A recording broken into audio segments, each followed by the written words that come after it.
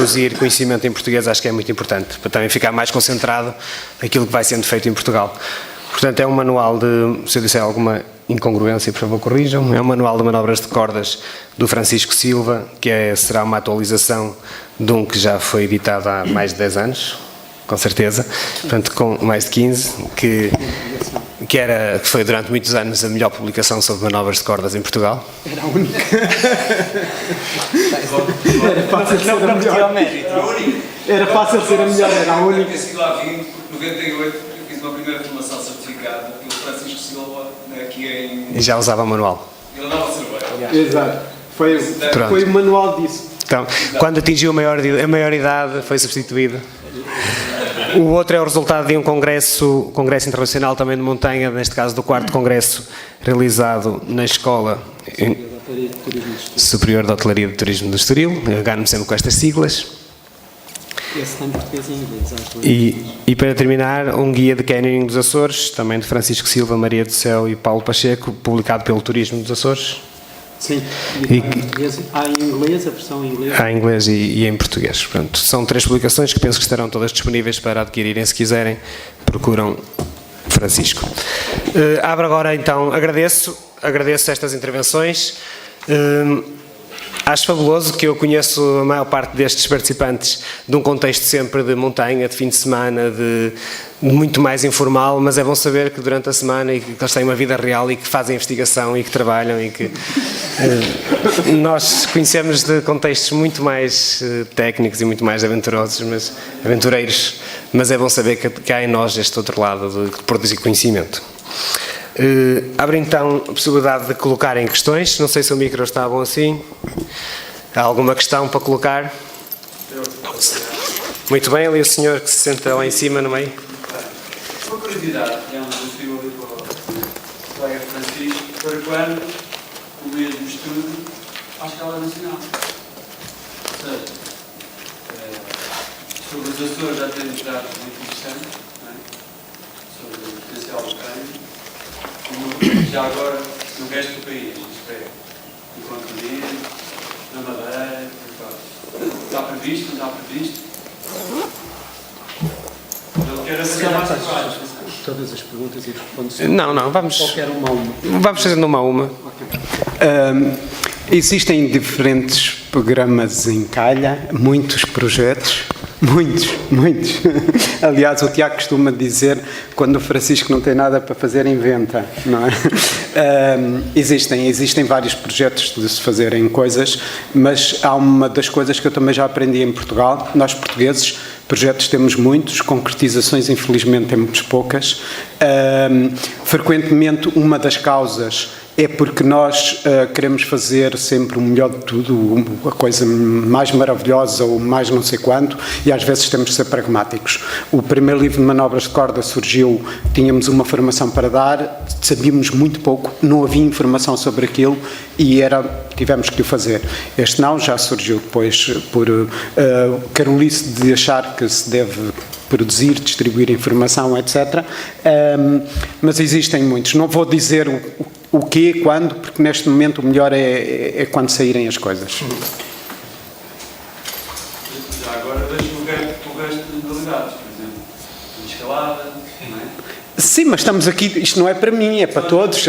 Há aqui muita gente que produz às suas escalas e atenção que a produção já agora há aqui muitas pessoas, por exemplo, ainda os encontros nacionais, internacionais de escalada, etc. Eu lembro-me, tive nas primeiras competições de escalada em Portugal, mas hoje em dia, por exemplo, nós parámos o CIMA dos encontros, mas há bem pouco tempo a ECDC desenvolveu um encontro internacional de canyoning, por isso há muita gente a trabalhar, a produzir, e somos, como eu disse há bocado, poucos, mas felizmente eu acho que em termos gerais temos uma equipa que que é do terreno, produz, ativo. Quando eu há bocado disse que nos Açores, e aquele panorama um bocadinho negativo que nós temos, que as pessoas não são qualificadas, não é bem assim, depende das situações.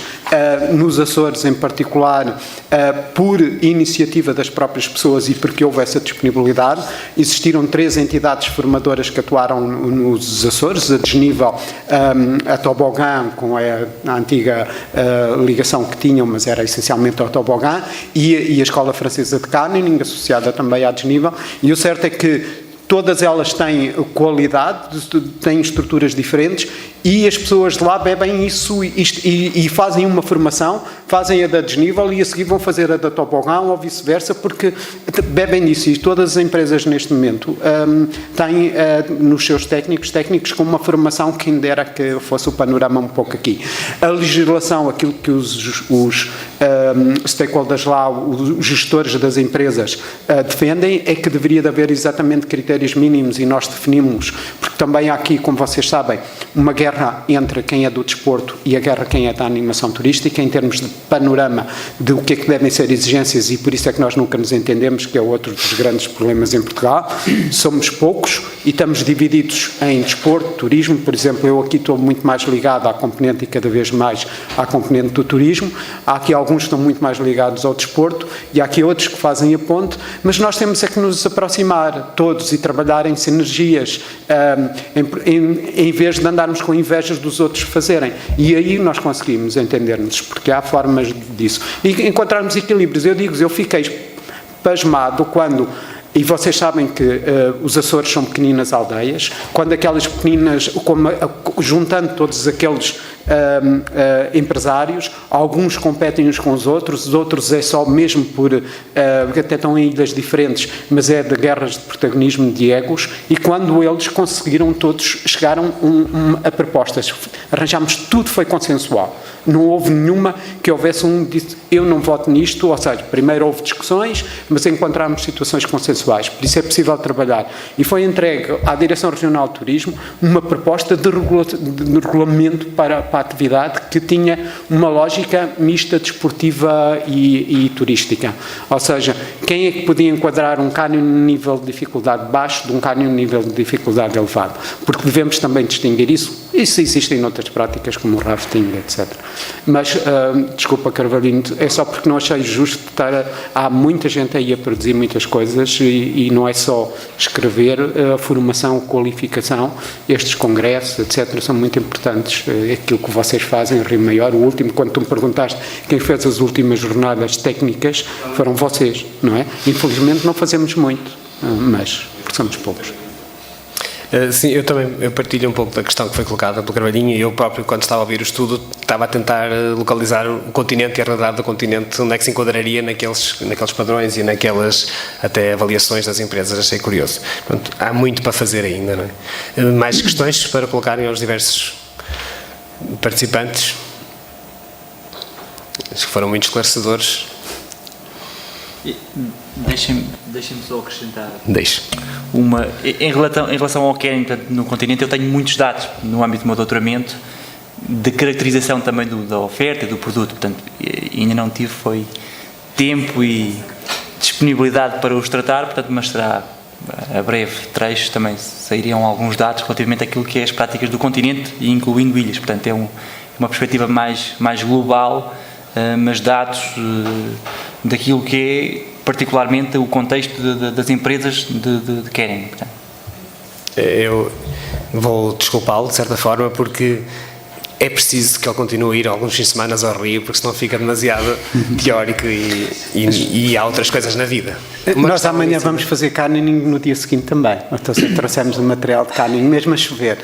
Só passar a palavra ali ao António. Já que estamos aqui, quase, acho que a gente se conhece quase todo. Há algumas questões que vou publicar há pouco. Mencionou, apesar de ser 2011, mas continua atual. Sim. Mas existem as células de treinadores desportivos, profissionais desportivos profissionais. No caso da escalada, canyoning e montanhismo, por exemplo, vai ter a GDJ e depois vai ter uma aprovação de uma federação. A semana passada, ou há 2 semanas, o Nelson estive num campeonato de escalada desportiva onde tem demasiados técnicos, treinadores e tal, e que simplesmente, porque estão noutra federação, não têm essa certificação. Não queria chegar já aí, mas tipo, noutra instituição de ensino superior, a mim pediram para lecionar, e uma das obrigações era que eu tinha que ter uma licenciatura e uma célula de treinador desportivo de nível 2, senão não cumpre os requisitos. Vamos ver depois a nível federativo. Eu, por acaso, cumpro esses requisitos porque já venho há muito tempo atrás, mas estas questões que estamos a ter, formação e ensino superior, os alunos vão sair e depois vão ter estas questões, pelo menos nestas três modalidades, com alguma problemática de certificação. Eu tenho muitas gente amiga e alunos que não sei como é que vamos resolver. Queres comentar? Sim, por acaso é uma questão que eu vou apresentar no próximo Congresso da Sociedade Portuguesa de Pedagogia. Eu tenho um bocado a ver com esta reflexão, que é assim, num espectro de 5 tipologias de organizações, a oferta é completamente diferenciada. Isto não quer dizer que os técnicos não tenham que ter formação. Agora, a formação tem que ser obrigatoriamente diferenciada. Nós não podemos obrigar uma empresa de animação turística a ter técnicos com cursos de treinador desportivo. Porquê? Porque não são atividades competitivas, não entra nesse espectro. E, portanto, indo também um bocadinho ao encontro do que o Francisco estava a dizer, de uma vez por todas nós temos que encontrar um consenso entre aquilo que é o turismo e o desporto. Porque já andamos a falar nisto há 20 anos, não é, Mário? Nós já na nossa altura, eu tive a oportunidade de tirar o curso com o Mário na Escola Superior de Desporto de Rio Maior, e na altura nós já discutíamos esta questão, e portanto já lá vão quase 20 anos por aí. E portanto é importante nós, temos esta tipologia de organizações, nós temos que ter esta tipologia de técnicos. Se calhar há uma formação base, mas há outra que tem que ser, se calhar, diferente, diversificada, e portanto o nível de exigência se calhar também, e de exigência não é... Já que produzimos algum conteúdo, não será um grupo de pessoas que está basicamente ligado a esta produção ter uma iniciativa de chamar alguém à atenção, que senão só os clubes, entidades e instituições federativas não vão lá. Estamos a falar da escalada, está há 15 anos. Claro. Estava há 15 anos no mesmo ponto, eu conheço o grupo bem, então alguma coisa está mal. Ali uma intervenção? Deixa-me só dizer uma coisa em relação a isso. Eu já desisti. Já desisti essencialmente da componente desportiva. Eu fiz a formação de monitor de canyoning em França, em 2003, e candidatei-me a treinador desportivo, e na altura fui recusado porque eu tive problemas com a Federação, como vocês sabem, ou alguns sabem. Entretanto, nós fizemos um curso o ano passado, onde o Mário se foi certificado, Maria do Céu, etc., em que chamámos a Federação Francesa, e eles vieram diretamente, e eu disse, nós não queremos cruzar com a Federação, e fizemos a qualificação e formação. Não funciona. E não há problema, porque na animação turística não é por aí. E nós temos, hoje, eu estou muito mais ligado à APCAT do que às federações. Na realidade, a lógica de formação de técnicos desportivos associados ao turismo faz muito mais sentido, e desculpem lá os que estão aqui mais ligados ao desporto. Eles são muito mais abertos e estão muito mais próximos do que a realidade necessita. Uma coisa é quando eu vou praticar canyoning, e uma coisa é quando eu vou praticar canyoning e quero ser um guia desportivo de canyoning. Temos que fazer essa diferença. De um guia de animação turística de iniciação, que são duas coisas diferentes. Tem que ter N competências, e a principal competência, para além de assegurar a parte da segurança, é a competência de ser um bom animador. A Portugal tem que se diferenciar pela qualidade e tem que se diferenciar pelo serviço. E é este fator distintivo que nos faz nós podermos ter um produto de qualidade, e não é sermos técnicos trombudos, técnicos em que eu dizia quando estava na desnível, nunca convidem um escalador pró para ir fazer um enquadramento de animação turística a alunos de animação, de seja o que for, de enquadramento, porque ele não percebe. o que é que as pessoas procuram. E a maior parte dos desportistas não percebem. Porque as motivações são totalmente diferentes.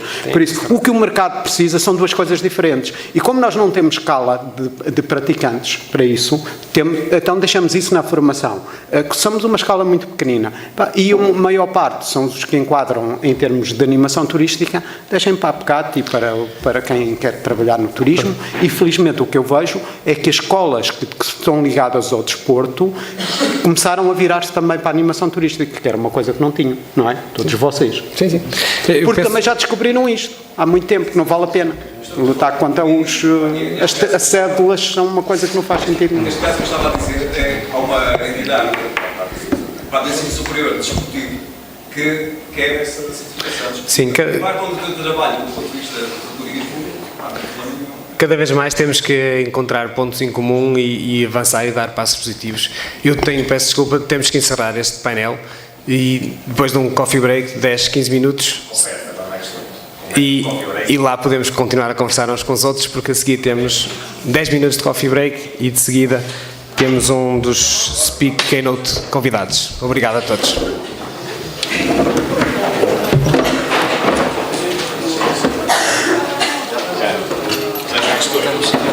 Estamos a formação do caráter.